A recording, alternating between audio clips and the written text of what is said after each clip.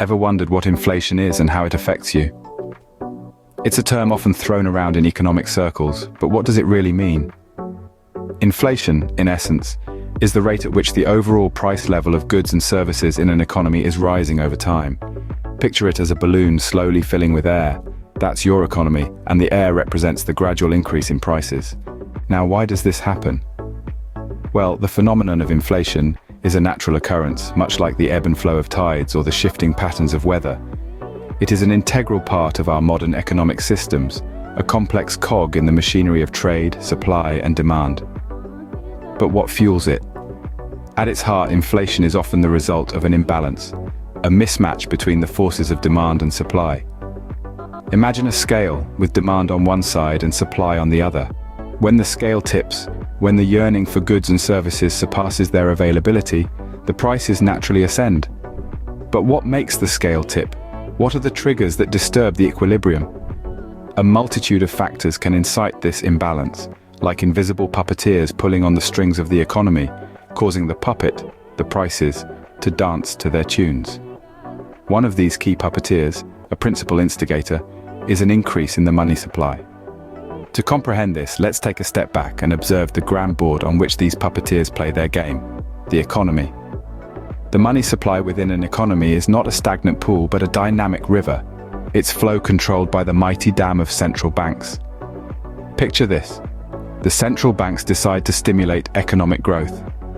To achieve this, they lower the interest rates. The dam gates are opened and more money gushes out into the economy, carried by the currents of the financial river. The effect of this release of money is felt by the consumers. With more money in their pockets, their purchasing power is invigorated. Their ability to demand goods and services is amplified. This heightened demand starts to disturb the scale, tipping it towards demand and away from supply, pushing the prices upwards in an unending ascent. It's a cascading effect, a domino reaction sparked by the increase in money supply. Yet another puppeteer is government spending. Picture the government as an enormous consumer, its demands often dwarfing that of the ordinary citizens.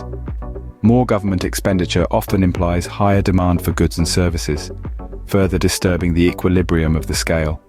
But that's not all. Increased government spending can also lead to increased taxes for the citizens. These taxes can clip the wings of the consumer's purchasing power, limiting their disposable income. Less money in their pockets means less ability to demand goods and services, right? Not quite, because while their purchasing power is diminished, their desire for goods and services is not. This mismatch between desire and ability further fuels inflation, adding more fuel to the inflationary fire. However, the puppeteers of inflation are not only found within the borders of a country. External factors, global events and policies can also contribute to the dance of prices. Changes in global oil prices, shifts in international trade policies, fluctuations in foreign exchange rates, these can all play a role.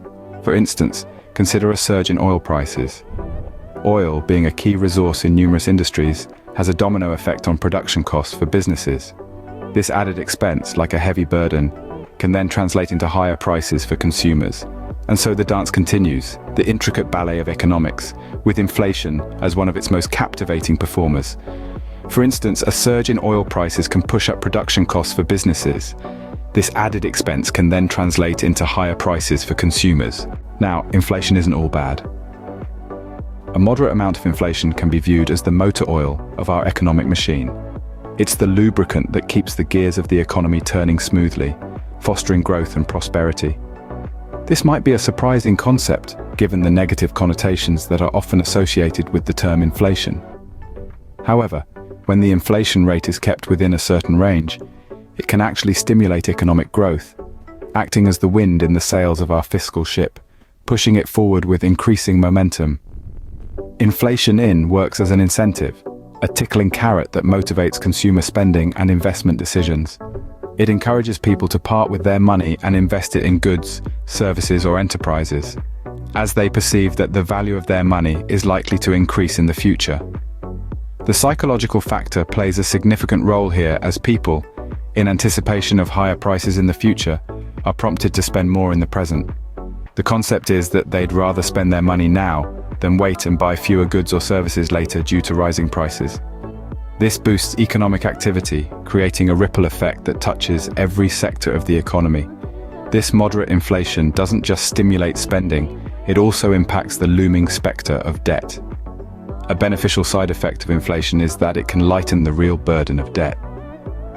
As prices rise, the economy grows, the relative value of money decreases. As a result, the real value of the debt shrinks over time. This phenomenon, often known as the inflation tax, can be a saving grace for those nations that are submerged in large amounts of debt.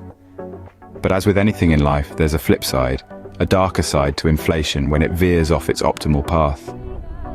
This is when we enter the realm of high inflation, a territory fraught with economic pitfalls. High inflation can lead to cost of living, a scenario that can hit the common man the hardest.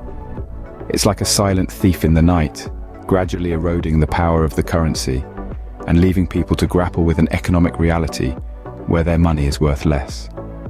High inflation is not just about increased prices. It also cruelly exposes the societal fissures of income inequality. As the value of money decreases, those with fixed or low incomes find it increasingly difficult to keep up with the rising cost of goods and services.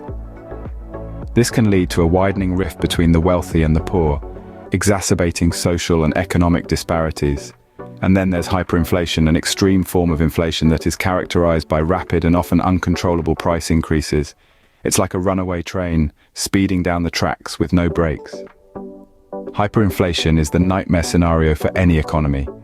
It operates on a level that is devastatingly destructive, dramatically slashing the value of money and sending the cost of goods and services skyrocketing. Hyperinflation can lead to social unrest, economic instability, and a loss of faith in the country's currency. It can transform an entire nation's economic landscape, leaving behind a wasteland of shattered dreams and financial ruin.